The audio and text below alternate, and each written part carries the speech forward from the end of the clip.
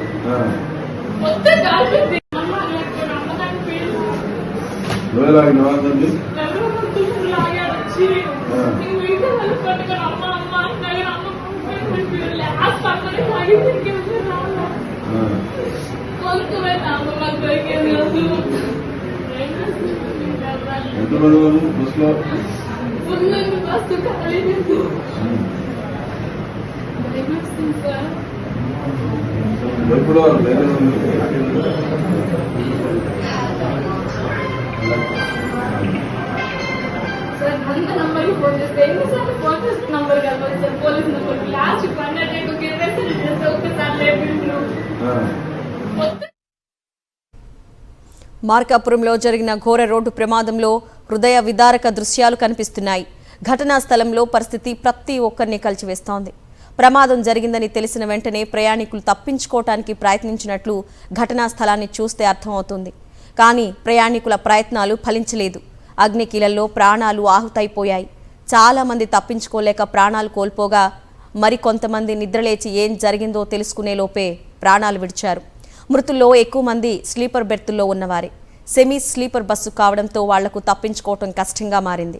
అద్దాలు పగలగొట్టి బయటపడే లోపే బస్సును దట్టమైన పొగ కమ్మేసింది. దీంతో ఉక్కిరిబిక్కిరై ప్రాణాలు కోల్పోయారు ప్రయాణికులు. మరికొంతమంది కిటికీ చువ్వలు అడ్డంగా ఉండడంతో తప్పించుకోలేకపోయారు. బయటపడేందుకు ప్రయత్నించి సజీవ దహనమైనట్లు ప్రమాద దృశ్యాలు చూస్తే తెలుస్తోంది. కొంతమంది చువ్వల మధ్య ఇరుక్కొని సజీవ దహనమయ్యారు. బస్సు ముందు భాగంలో ఉన్నవారు ఎలాగోలా అద్దాలు పగలగొట్టుకొని ప్రాణాలతో బయటపడ్డారు. కానీ వెనుక భాగంలో ఉన్నవారు బయటకు రాలేక మృతి చెందారు. మొత్తం 13 మంది ప్రయాణికులు మృతి చెందారు. ప్రమాద సమయంలో బస్సులో 41 మంది ప్రయాణికులు ఉన్నారు. తాజా దుర్ఘటనతో స్లీపర్, సెమీ స్లీపర్ బస్సుల్లో భద్రతా ప్రమాణాలపై మరోసారి అనుమానాలు రేకెత్తుతున్నాయి. బస్సు ముందు భాగంలో ప్రమాదం జరిగినప్పటికీ వెనక భాగంలో ఉన్న ప్యాసింజర్లు తప్పించుకోలేకపోవటం బాధాకరం. దీంతో బస్సుకు వెనకాల భాగంలో ఎమర్జెన్సీ డోర్ ఉందా లేదా, ఒకవేళ ఉంటే చాలా మంది ప్రైవేటు ట్రావెల్స్ యాజమాన్యాలు చేసినట్టుగానే ఆ డోర్ను శాశ్వతంగా మూసేశారా అనే అనుమానాలు వ్యక్తమవుతున్నాయి. గతేడాది అక్టోబర్లో కర్నూలు వద్ద జరిగిన ఘోర రోడ్డు ప్రమాదంలో కూడా ఇవే భద్రతా లోపాలు కనిపించాయి. హైదరాబాద్ నుంచి బెంగళూరు వెళ్తున్న ప్రైవేటు స్లీపర్ బస్సు రాత్రివేళ ఓ బైకును ఢీకొట్టింది. మంటలు చెలరేగడంతో బస్సు ముందు భాగంలో డోర్ లాక్ అయింది. వెనక నుంచి తప్పించుకోవటానికి ఆస్కారం లేకుండా పోయింది. సరిగ్గా అలాంటి పరిస్థితే మార్కాపురం రోడ్డు ప్రమాదంలో కూడా కనిపిస్తోంది. బస్సు టిప్పర్ ఢీకొన్నప్పుడు ముందు భాగం నుజ్జోయి డోర్ స్ట్రక్ అయింది. వెనుక ఉన్న ప్రయాణికులకు తప్పించుకోవడానికి మరో మార్గం లేకుండా పోయింది. సకాలంలో అద్దాలు కూడా పగలకపోవటం, కిటికీ చువ్వలు అడ్డంగా ఉండడంతో ప్రమాద తీవ్రత పెరిగింది. తాజా ఘటనతో స్లీపర్, సెమీ స్లీపర్లలో భద్రతా ప్రమాణాలపై మరోసారి పెద్ద ఎత్తున చర్చ మొదలైంది. ప్రమాదం జరిగిన వెంటనే అధికారులు హడావిడిగా బస్సుల్ని పరిశీలించడం, కొన్ని బస్సుల్ని సీజ్ చేయటం చేస్తున్నారు. ఆ తర్వాత పరిస్థితి మళ్లీ మామూలే. ఫిట్నెస్ లేని బస్సులు రోడ్లపైకి వస్తున్నాయి. ప్రయాణికుల ప్రాణాలతో చెలగాటమాడుతున్నాయి. కొంతమంది ప్రైవేటు ట్రావెల్స్ సెమీ స్లీపర్ బస్సుల్ని ఇల్లీగల్గా స్లీపర్గా మారుస్తున్నారు. నిబంధనలకు విరుద్ధంగా బస్సులో పైన స్లీపర్ బెర్తులు పెట్టి కింద సిట్టింగ్ ఏర్పాటు చేస్తున్నారు. ఏదైనా ప్రమాదం జరిగినప్పుడు ఇలాంటి బస్సుల్లో ప్రమాద తీవ్రత అధికంగా ఉంటోంది. ఈ రోజు జరిగిన దుర్ఘటనలో బస్సు ఫిట్నెస్ పరిస్థితి ఏంటి? సకాలంలో డ్రైవర్ బ్రేకులు వేశాడా లేదా? బ్రేకులేసినా బస్సు నియంత్రణ సాధ్యం కాలేదా? మలుపులో బస్సు తిరగడం కష్టమైందా? ఈ ప్రశ్నలకు సమాధానాలు తెలియాల్సి ఉంది. ఆసుపత్రిలో వైద్యం పొందుతున్నటువంటి వారికి మెరుగైన వైద్య సేవలు ప్రభుత్వ పరంగానే అందించాలా అని చెప్పేసి కోరుతా ఉన్నాం. అలాగే ఈరోజు ఈ కూటమి ప్రభుత్వానికి గుర్తు చేస్తా ఉన్నా, ఇది సందర్భం కాకపోయినప్పటికీ కూడా మీరు జిల్లా ఇచ్చినారు, ఈ మార్కాపురం కేంద్రంగా జిల్లా మీరు ఇచ్చినప్పటికీ కూడా ఈరోజు ఈ జరిగినటువంటి యాక్సిడెంట్ లో 12 మందిని ఇక్కడి నుండి 100 కిలోమీటర్ల దూరంలో ఉన్నటువంటి రిమ్స్ కు పంపించడం అనేది ఆలోచన చేయండి. జిల్లా ఉన్నప్పటికీ కూడా ఈ పేషెంట్లకి ఇటువంటి ఇబ్బందులు ఉన్నటువంటి వాళ్ళని మళ్ళీ 100 కిలోమీటర్లు తీసుకుపోతే జిల్లా ఉండి కూడా ప్రయోజనం ఏంటి అని చెప్పేసి ఒక్కసారి దయచేసి గమనించండి. ప్రమాదంలో 12 మంది ఏమో చనిపోవడం జరిగింది, 22 మంది దెబ్బలు తగిలి హాస్పిటల్లో ఉండటం జరిగింది. మనం చూస్తుంటే చాలా భయంకరంగా హాస్పిటల్లో ఉన్న వాళ్ళైతే చాలా బాధలో. ఒక ఆమె అయితే చిన్న పిల్లోడు చనిపోయాడు, వాళ్ళ భర్త పిల్లోడు ఇద్దరు చనిపోయారని చెప్పి ఆ అమ్మాయి ఏడుస్తుంటే ఎంతో బాధ అనిపించింది నాకు మాత్రం. ఇటువంటి యాక్సిడెంట్ లో చనిపోయిన వారికి మన గవర్నమెంట్ ఆదుకోవాలని నేను కోరుకుంటున్నాను. మార్కాపురం జిల్లా రాయవరంలో జరిగిన బస్సు ప్రమాదం మృతుల కుటుంబాల్లో విషాదాన్ని నింపింది. ప్రమాదంలో కనిగిరి మండలం మందాడివారిపల్లి గ్రామానికి చెందిన ఉప్పు రమాదేవి మృతి చెందింది. బస్సులో రమాదేవితో పాటు ఆమె కుమారుడు కూడా ఉన్నాడు. ప్రమాద సమయంలో రమాదేవి కొడుకు బస్సు నుంచి దూకి తల్లిని కాపాడేందుకు ప్రయత్నించినా ఫలితం లేకుండా పోయింది. రమాదేవి కుమారుడికి 2 కాళ్లు విరిగిపోయినట్లు తెలుస్తోంది. తల్లి మరణ వార్త విని రమాదేవి కుమార్తె మాధవి కుప్పకూలిపోయింది. దీంతో వెంటనే ఆమెను కనిగిరిలోని ఓ ప్రైవేటు ఆసుపత్రికి తరలించారు. అక్కడి నుంచి రాత్రి శ్రీరామనవమికి ఊరికి వస్తా 8 గంటలకు ఫోన్ చేశారమ్మ, ఊరికి వస్తున్నాము, రమేష్ హైవే దగ్గరికి రమ్మను, ఇక్కడ దిగుతానని చెప్పారు. సరే అన్నది. వాళ్ళు ట్రావెల్స్ బస్సు బుక్ చేసుకున్నారంట. మా బామర్ది మనోహర్ అనే అబ్బాయి, ఉప్పు రమాదేవి నామ, మా బామర్ది మత్త ఇద్దరు బయలుదేరారు. ఉదయం మాకు 6ంటికి ఫోన్ చేసి ఇట్లా రాయవరం దగ్గర బస్సు లారీ యాక్సిడెంట్ అయిందమ్మా. మా బామర్ది ఫోన్ చేశాడు. మా బామర్ది అద్దంలోంచి దూకేసి వాళ్ళ అమ్మని లాగటానికి కూడా ప్రయత్నం చేసేస్తే ఆమెను లాక్కలేపు వేరే వాళ్ళు మళ్ళీ లైన్కి లాగారంట. ఆ లోపు ఏమో కూడా ఇదైపోయింది, చనిపోయింది. మా బామర్దికి వచ్చేసి ఉప్పు మనోహర్ అనే అబ్బాయికి కాళ్ళు ఇరిగినాయి, ఒంగోలులో జాయిన్ చేశాం. ఇంత పెద్ద ప్రమాదం జరిగినప్పటికీ మాకు అక్కడి నుంచి మార్కాపురం నుంచి కానీ కనిగిరి నుంచి కానీ ఎవరు ఏ నాయకులు కానీ ఏ అధికారులు కానీ మాకు ఫోన్ చేయలేదు. మా బామర్ది బస్సులోంచి కింద పడి దిగినాక వాడు స్పృహలో వచ్చినాక వాడు ఫోన్ చేసి చెప్పాడు కానీ మాకు ఇంతవరకు ఎవరు ఇన్ఫామ్ చేయలేదు. మార్కాపురం బస్సు ప్రమాదంపై వైఎస్ఆర్సీపీ అధినేత వైఎస్ జగన్మోహన్ రెడ్డి దిగ్భ్రాంతి వ్యక్తం చేశారు. మృతుల కుటుంబాలకు ప్రగాఢ సానుభూతి తెలిపారు. ప్రయాణికులు సజీవ దహనం కావటం అత్యంత విషాదకరమన్నారు.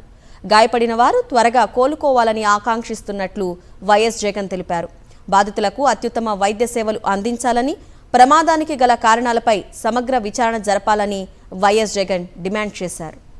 ప్రమాద ఘటనకు సంబంధించి ప్రాథమిక దర్యాప్తు జరుగుతుందన్నారు జిల్లా ఎస్పీ హర్షవర్ధన్. 13 మంది మృతి చెందారని అన్నారు. క్షతగాత్రులకు మెరుగైన చికిత్స అందుతోందని అంటున్న జిల్లా ఎస్పీ హర్షవర్ధన్తో మా ప్రతినిధి శ్రీనివాస్ ఫేస్ టు ఫేస్. ప్రస్తుతం ఉమ్మడి జిల్లా ఎస్పీ హర్షవర్ధన్ రాజు గారు ఆయనతో మాట్లాడే ప్రయత్నం చేద్దాం. సార్ చెప్పండి, చూస్తే చాలా దారుణమైనటువంటి ఘటనగా మనం చూస్తున్నాను. ఎలా జరిగిందని భావిస్తున్నారు? మీకున్నటువంటి ప్రాథమిక అంచనా ఏంటి? ఇప్పుడు ఉన్న సీను బస్సు టిప్పర్ యొక్క లొకేషన్ చూస్తుంటే 2 కూడా రాంగ్ లేన్లో ఉన్నాయి. బస్సు కూడా ఉండాల్సిన లేన్లో కాకుండా ఆపోజిట్ లేన్లో ఉంది. టిప్పర్ కూడా అలాగే ఉంది. టిప్పర్కి ఇంపాక్ట్ కూడా మధ్యలో ఉంది. సో దీని మీద చూసినట్లయితే కొంచెం బస్సు రాంగ్ సైడ్ నుంచి టిప్పర్కి మనకు తగిలినట్టుగా మేము భావిస్తున్నాం. ఇంకా కొంచెం టెక్నికల్గా ఇంకా కొంచెం ఎవాల్యుయేట్ చేయాల్సి ఉంది. ఇంపాక్ట్ ఏదైనప్పటికీ ఎక్స్ప్లోజన్ అంటే ఈ మంటలు రావడానికి కూడా మనకు టిప్పర్లో ఉన్నటువంటి డీజిల్ ట్యాంకు అది పూర్తిగా డ్యామేజ్ అయింది. సో దాని నుంచి మంటలు వచ్చినట్టుగా మనకు ప్రాథమికంగా తెలుస్తుంది. మనకి మీరు చెప్పేదాన్ని బట్టి చూస్తుంటే డైరెక్ట్గా బస్సు వచ్చి మధ్య భాగంలో డీజిల్ ట్యాంకర్ని కొట్టిందంటారా టిప్పర్ని? అంటే ప్రాథమికంగా అలా అనిపిస్తుంది. ఇంకా మోటార్ వెహికల్ వాళ్ళు అన్నీ కూడా మనం చూసి రోడ్డు మీద ఉన్నటువంటి కండిషన్స్ అన్నీ కూడా ప్రాపర్గా టెక్నికల్గా అనలైజ్ చేసి కానీ మనం అది ఖచ్చితంగా నిర్ధారణ రాలేము. ఇవన్నీ చూసిన తర్వాత మళ్ళీ ఫర్దర్గా మీకు ఆ డీటెయిల్స్ మేము అప్డేట్ చేయడం జరుగుతుంది. ఎంతమంది చనిపోయారు అనుకుంటున్నారు సార్? ఇప్పుడు ఎంతమంది ఆ టైంకి యాక్సిడెంట్ జరిగే టైంకి ఉన్నారు? మనకు మొత్తంగా 13 మంది చనిపోవడం జరిగింది. ఆ ప్యాసింజర్ లిస్టు ప్రకారం ఇప్పుడే వస్తే దాదాపు 42 మంది దాకా ప్యాసింజర్స్ లిస్ట్ ఉంది. దాంట్లో 13 మంది దాకా చనిపోయారు. మిగతా వాళ్ళందరినీ కూడా మనం హాస్పిటల్కి షిఫ్ట్ చేయడం జరిగింది. ట్రావెల్కి ఏజెన్సీకి సంబంధించిన డీటెయిల్స్ ఉన్నాయి సార్? అది ఎక్కడది ఏంటి? అది హరికృష్ణ ట్రావెల్స్ అని ఉంది ప్రాథమికంగా మన కలిగిరికి సంబంధించిన వాళ్ళ నెల్లూరు డిస్ట్రిక్ట్ కలిగిరికి సంబంధించిన వాళ్ళది. అవి కూడా ఆ డీటెయిల్స్ అన్ని కూడా మనము విచారిస్తున్నాము. దాని గురించి కూడా మళ్ళీ మీకు తెలియజేయడం అవుతుంది. క్షతగాత్రులు ఎట్లా ఉంది సార్, అంతా ఓకేనా? మిగతా వాళ్ళైతే అందరూ కూడా వాళ్ళ కండిషన్ బాగానే ఉంది. వాళ్ళని ఒక 5గురిని బెటర్ ట్రీట్మెంట్ కోసం షిఫ్ట్ చేశారు. మిగతా అందరూ కూడా కండిషన్ బాగానే ఉంది. బస్సు డ్రైవరు, క్లీనర్ వాళ్ళ కండిషన్ కూడా బాగానే ఉంది. Thank you sir. SP Harshavardhan Raju చెప్పిన దాన్ని చూసుకుంటే ఏదైతే బస్సు కానీ టిప్పర్ కానీ రెండు కూడా రాంగ్ లైన్లోనే ఉన్నట్టుగా మాకు అనిపిస్తుంది. ఎందుకంటే ఏదైతే హిట్ అయిందో బస్సు డేర్గా వచ్చి టిప్పర్కి మధ్య భాగంలో కొట్టింది కాబట్టి ఖచ్చితంగా రెండు రాంగ్ లైన్లో ఉండడం వల్ల ఇలా జరిగిందని భావిస్తున్నాం. డీజిల్ ట్యాంక్ తగలడం వల్ల ఫైర్ వచ్చిందని మేము భావిస్తున్నాం. అందుకే ముందు భాగంలో బస్సుకి ఇంజన్ బర్న్ అయినట్టుగా మేము ప్రాథమికంగా భావిస్తున్నాం. దీనికి సంబంధించి పూర్తిగా దర్యాప్తు చేయాల్సిన అవసరం ఉంది. ఇప్పుడైతే ఏదైతే క్షతగాత్రులు ఉన్నారో జీజీహెచ్లో ట్రీట్మెంట్ తీసుకున్న వాళ్ళంతా కూడా అవుట్ ఆఫ్ డేంజర్ అని చెప్తున్నారు. ఇప్పుడు 13 మంది చనిపోయినట్టుగా అఫీషియల్గా డిక్లేర్ చేశారు. వాళ్ళు ఎవరు ఏంటనేది మాత్రం ఇంకా పూర్తి స్థాయిలో డిక్లేర్ చేయాల్సిన అవసరం ఉంది, ట్రేస్ అవుట్ చేయాల్సిన అవసరం ఉంది. ఇక ఫిట్నెస్కి సంబంధించి కానీ ట్రావెల్ ఏజెన్సీకి సంబంధించినటువంటి మెయింటెనెన్స్ లోపాల అంశం మీద మరింత లోతుగా మేము ఇన్వెస్టిగేషన్ తర్వాత మాట్లాడతామని చెప్తుంటే పరిస్థితి ఉంది. Over to studio.